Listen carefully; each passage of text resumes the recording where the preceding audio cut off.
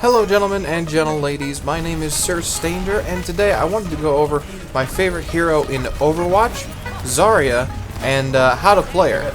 Now I know what you're thinking, and yes, it is a pretty obvious choice for me to main Zarya in Overwatch, especially since I play Spy in Team Fortress 2. After all, they have so many similarities, Spy being a stealthy Frenchman, and Zarya being a large Russian bodybuilding woman. All jokes aside though, I never really anticipated being any good with Zarya, or I didn't really actually think of her as a character that I really wanted to play all that much, but I ended up playing her one or two times and doing very well as her, so I started playing her more and more, and I've come to realize that she's definitely my playstyle in Overwatch, and I've had a lot of fun with her, and I just recently ranked up into Plat in Season 2, just playing Zarya, so hopefully I can get you guys into a good situation similar to that, if not better. Now before we go too deep into how to play Zarya exactly, let's talk about Zarya herself, her abilities, what makes her unique, her strengths, her weaknesses, etc. Now let's dive into her basic characteristics. Above all things, Zarya is a tank. This makes her a frontline character, and means also that she can take a lot of damage and a lot of punishment. But the great thing about Zarya is, she can take that damage and dish it right back to whoever dealt it to her. And while not having the most, Zarya still has a whopping 400 health, 200 of which are in shields, meaning that 200 health can regenerate at any time so long as you give yourself a break and don't take too much damage. Zarya's weapon is called her particle cannon. Now, her particle cannon has two primary modes of fire. Left click allows Zarya to shoot a beam of energy that does 95 damage per second without any other boosts. It's pinpoint accurate up to a distance of 16 meters, and it's a great way of focusing down a single enemy. This will be your primary source of close range damage, and it's part of what makes Zarya so powerful as a 1v1 hero. Zarya's right click allows her to shoot explosive balls of energy. With no extra charge, the explosive deals about 45 damage per shot, and that depends on how close the target is to the center of the explosion. The explosive has a blast radius of around 2 meters, and takes up 25 of Zarya's ammo pool in order to shoot. This is a great method to deal damage either at a distance or to a large group of enemies all at once. This attack is a real menace whenever Zarya is at any sort of decent amount of charge, but it does decent damage no matter what level of charge you're at.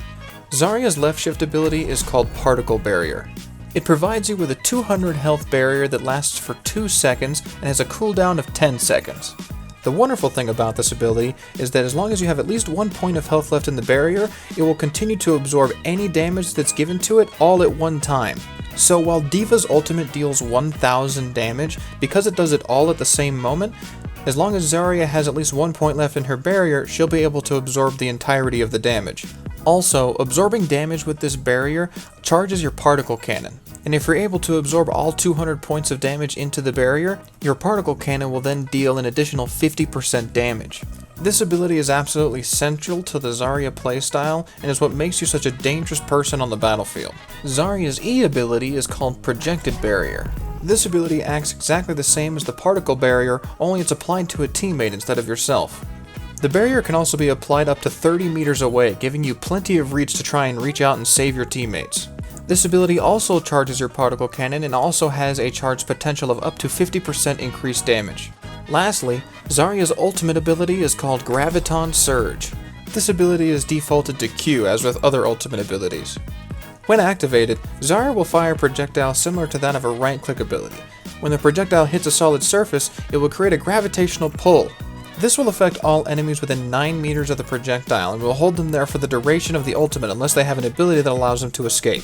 While Graviton Surge deals only 22 damage to each enemy during its duration, it can put the entire enemy team out of position and put them all into a very easy access kill pile that you and your team can use to wipe them entirely off the map. Now let's touch on the positives of playing Zarya. Zarya works extremely well in most team compositions and can oftentimes even solo tank, assuming that nobody else on the team knows how to play a tank properly. She also doesn't have any hard counters in the game, meaning there's no heroes in the game that seem specifically designed to take her down. When played properly, she can deal as much damage as any assault hero and hold a point as well as any defense hero. She's also extremely hard to kill, given both her barriers and the fact that half of her health is shields, meaning it can be recharged relatively quickly. Her ultimate is also one of the best in the game and is able to turn the tide of a game almost in an instant. Lastly, her shields are a great damage denial tool, and when placed correctly and timed correctly, they can save many lives throughout the course of a game. Now let's quickly touch on some of the negatives of playing Zarya. First and foremost, Zarya has absolutely no mobility abilities and is not very fast to begin with. She is also very weak at very close range. She is unable to out-damage those heroes such as Reinhardt and Reaper, who tend to do more damage up close and personal. And while Zarya doesn't have any heroes that counter her necessarily, she also doesn't necessarily counter any other heroes. She's not particularly strong against any one hero or any one type of hero. Now that we've covered the basics, let's hop in and see what playing Zarya really takes. He's a hero to my people. We must protect what she has built. Step number 1 to being a good Zarya, make friends with your healer. Fiskult privet.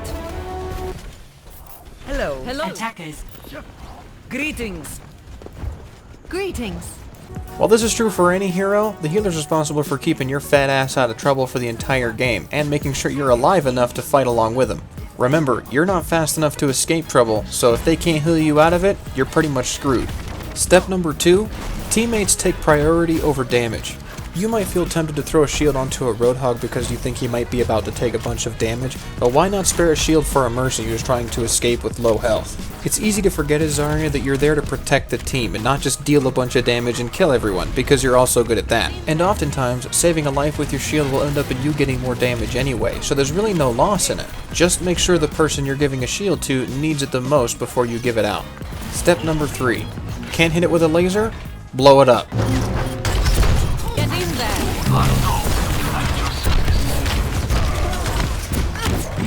While it's normally suggested to use Zarya's right click to hit far off enemies or enemies closer together, if someone's just moving too fast for you to track with your laser, just blow them up with the right click. I see way too many people make the mistake of trying to track a Genji with a laser from close range and they're just not doing any damage. And there's no shame in it. We're not all pros. Not all of us can track like gods. So don't try to aim more carefully than you actually have to. Step number 4 to being a good Zarya, never go into a fight without a plan. You only have 2 shields, one for you and one for somebody else that you can use every 10 seconds, and most fights are over in that amount of time. Zarya is all about prediction, and it's your job to try and predict not only when the next team fight might be, but who's most likely to die soon, and if the enemy is going to be using any ults anytime soon. In this clip, I'm only just barely able to save our team's Mercy because my cooldowns are right on time. Luckily, I was just prepared enough for this D.Va ult.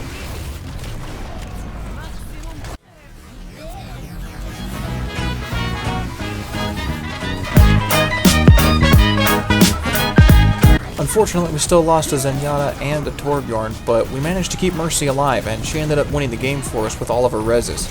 Last but not least, rule number 5. Your timing and positioning are everything as Zarya. It's going to take a lot of time and practice for you to realize who to put a shield on and when. But here's a pretty general rule of thumb. First, prioritize anybody who's going to be taking a lot of damage very soon. This includes your own tanks. If you have a tank on your team who's about to be taking a lot of shit, throw a shield on them. You'll get a lot of free damage out of it. 2. People diving into the enemy team or trying to escape from a dive. This can include Genji's ulting into the enemy team, a Tracer trying to get behind and flank the enemy team, or even a Reinhardt charging through and trying to pin the tank from the enemy team. Throwing a shield on these kinds of people in these situations, either when they're going in or when they're trying to bail out, discourages the enemy team from trying to shoot the shield out of risk that you'll get more damage out of it, which can oftentimes save their lives. 3. Anyone who has their ult up on your team that may end up becoming a game-changing ult, such as a Pharah trying to ult from the sky, it's always a good idea to try to throw a shield on her, or a Mercy who's trying to come and res your team. Following these 3 rules in general will help you keep your charge nice and high, so that we are always usually somewhere above 50%. And here's a little bonus tip. Before using your ultimate ability, try and pay attention to the other team and see if any of them might have an ability up that could stop you from killing people in your ult. This means trying to avoid ulting on Reinhardts who still have their shield up, Zenyatas who currently have their ult up, and Divas in general, because if you shoot your ultimate at them, they can actually destroy your ultimate with their barrier. A similar rule goes for Genji, as he can actually reflect your ult back at you and suck your entire team into your own ult. Generally, when you use your ult, you want to try and use on as many squishy characters as you possibly can. Mostly assault, defense, and support heroes seem to fall into that category. But if you know a tank is going to be in a weakened state because they're low on health or perhaps one of their shields are down, go ahead and ult on them anyway. You'll probably be able to get the kill. And that's really just about everything I wanted to talk about when it comes to Zarya. But I really want to know your guys' opinion. Do you guys think this is a pretty in-depth guide, or do you think I missed a whole lot of stuff? Please let me know if you liked it down in the comments section. If there's anything that I should do differently, should I do this for another character in the future? And please, please let me know if this guide helped you at all, because that really makes my day to find out that somebody got a little bit better at a game because they heard what I had to say about it. And I hope you guys can come to enjoy Zarya as much as I do when I play Overwatch. And with that, let's keep the internet classy. I'll see you then.